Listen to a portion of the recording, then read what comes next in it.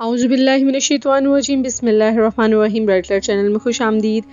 Viewers, امید ہے کہ آپ سب خیریت سے ہوں گے اور اپنا اور گرد و نواح کا خیال رکھ رہے ہوں گے۔ ویورز، اسلام نے معاشرے کے ہر طبقے کی ہدایت اور رہنمائی کے لیے جو اصول و ضوابط مقرر کیے ہیں، ان میں بچوں کی تعلیم و تربیت اور پرورش کے اصول بھی شامل ہیں۔ بچے ہماری زندگی کے شگفتہ پھول ہیں، ہمارے مستقبل کی روشن امیدیں اور ہمارے آنکھوں کی ٹھنڈک ہیں۔ قرآن مجید میں مختلف مقامات پر بچوں کو آنکھوں کی ٹھنڈک اور زندگی کی رونق کہا گیا ہے۔ ہمارے نبی کریم صلی اللہ علیہ وسلم نے بچوں کو جنت کی تتلیوں اور پھولوں سے تعبیر فرمایا ہے۔ آقا دو جہاں رحمت للعالمین صلی اللہ علیہ وآلہ وسلم نے ہر بچے سے پیار فرمایا، عید کے موقع پہ پھٹے پرانے کپڑے پہنے، یتیم و بے آسرا اور افسردہ بچے کو اپنے ساتھ گھر لے گئے اور نئے کپڑے لے کے دیے، اور اسے بھی دوسرے بچوں کی طرح عید کی خوشیوں میں شریک کیا۔ جب کوئی کھانے پینے کی نئی چیز آتی تو آپ صلی اللہ علیہ وآلہ وسلم سب سے پہلے بچوں میں تقسیم فرماتے۔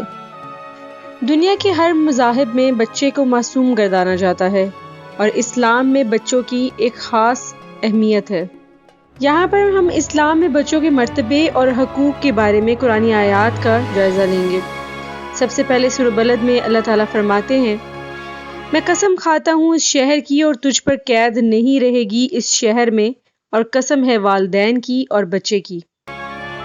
ویورز، اس بات سے ہم اندازہ لگا سکتے ہیں کہ بچے کی اسلام میں کتنی اہمیت ہے کہ اللہ تعالیٰ نے سورہ بلد کے اندر بچے کی قسم کھائی ہے اور بچے سے منسلک ایک رشتے کی، جسے ہم والدین کا رشتہ کہتے ہیں، جسے پیرنٹس کا رشتہ کہتے ہیں۔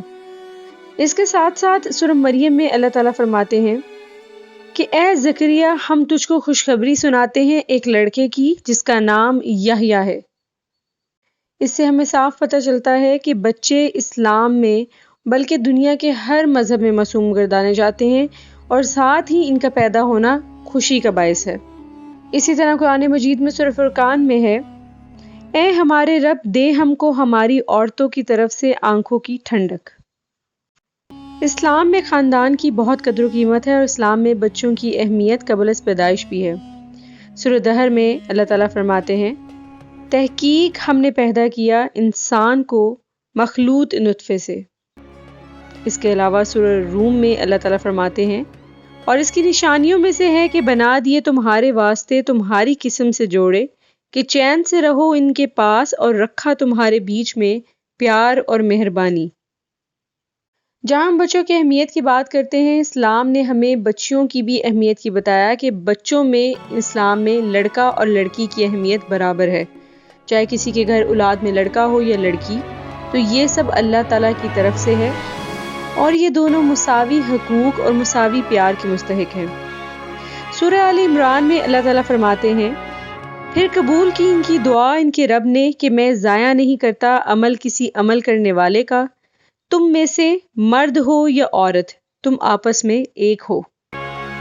اسلام میں بچے کی بقا کے بارے میں جو ہمیں آیات ملتی ہیں وہ ہیں، سورہ بقرہ کی آیت میں ہے، میں بناؤں گا زمین میں سے ایک نائب۔ یہ ہم لوگوں کو اللہ تعالیٰ بتا رہے ہیں کہ وہاں پہ بچے کی بقا کتنی ضروری ہے، بچے کی بقا یعنی انسانیت کی بقا کتنی ضروری ہے۔ اس کے علاوہ سورہ نساء میں اللہ تعالیٰ فرماتے ہیں، آپس میں ایک دوسرے کو قتل مت کرو۔ اسی طرح سورہ انعام میں اللہ تعالیٰ فرماتے ہیں، اور مار نہ ڈالو اس جان کو جس کو حرام کیا اللہ نے مگر حق پر۔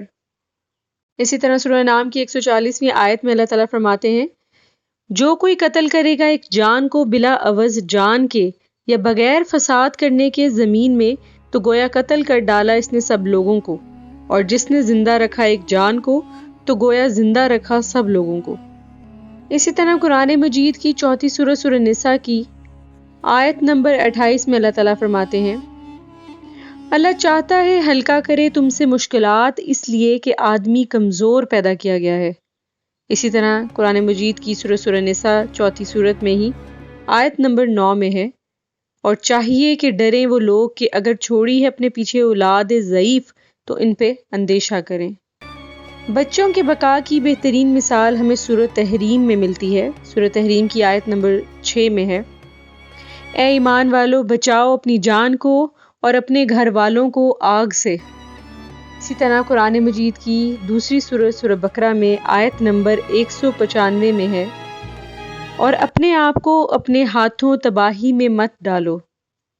الغرض اسلام نے والدین کو اپنے بچوں کی بقا و نشو و نما کا ذمہ دار ٹھہرایا ہے، اس لیے کہ یہ عطا کی ہوئی اللہ تعالیٰ کی طرف سے نعمتیں ہیں، اس کے لیے وہ اللہ تعالیٰ کے سامنے ہم سب جواب دہ ہوں گے۔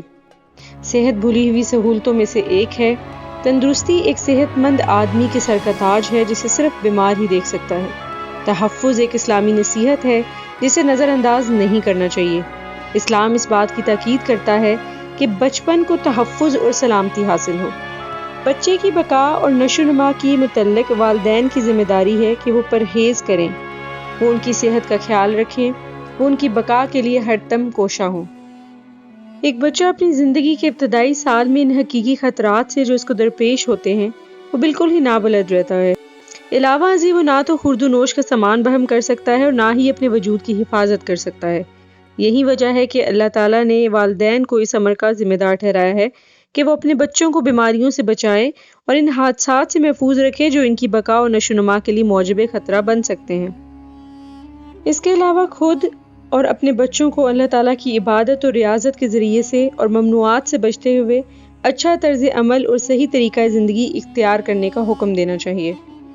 بچے کی بقا اور تحفظ کا اسلامی تصور بذات خود ایک اختیار ہے جو امت مسلمہ کو ودیت کیا گیا ہے، چاہے یہ جسمانی نوعیت کا ہو یا روحانی، لامحالہ مضبوط اور صحت مند جسم کے لیے لازمی عنصر ہے۔ اسلامی نقطہ نظر سے صحت مند جسم نہ صرف صحت مند درست قسم کی ذہنی کارکردگی کا باعث ہوتا ہے بلکہ امید و رجا کی توسیع میں معاون اور ثابت بھی ہوتا ہے، اور اسی طرح انسان زندگی کے مسائل حل کرنے اور لوگوں کے ساتھ معاملات نپٹانے کے قابل بھی ہوتا ہے۔ والدین کی ذمہ داری ہے کہ وہ بچوں کی صحت اور تندرستی کا بھی خیال کریں۔ یہ سب باتیں آپ آئندہ آنے والی ویڈیو میں بھی دیکھیں گے۔